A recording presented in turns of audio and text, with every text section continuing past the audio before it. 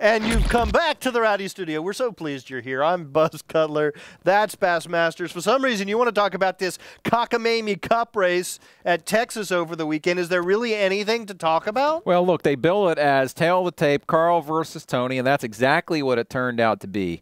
Look, if you want to see pure driving talent, and I'm not a Tony Stewart lover, then you come to my house. But that guy, man, I mean, we said it leading into the race. He kind of got the scent of blood in his nostrils. I believe that was your phrase. That is what I said. And he did it again.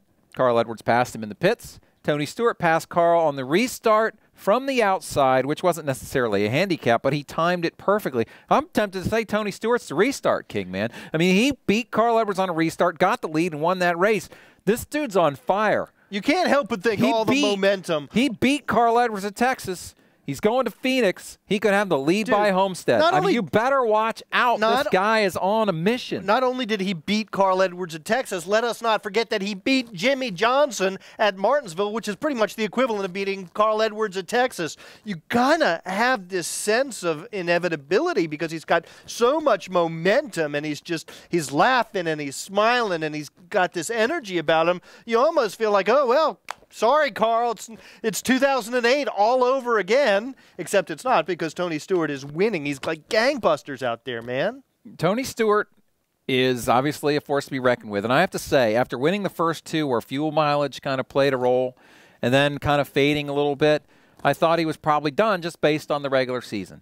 So it really does surprise me. But is it a cliche? Heart of a champion? I know it's a cliche, but come on, this guy, put the two titles on a Wheaties box is what I'm saying. That's a serious race car driving, man. Okay, serious. Right now, your pick, Tony or Carl, crown champion in Homestead. That's a tough one. Right now, it's got to feel like Tony.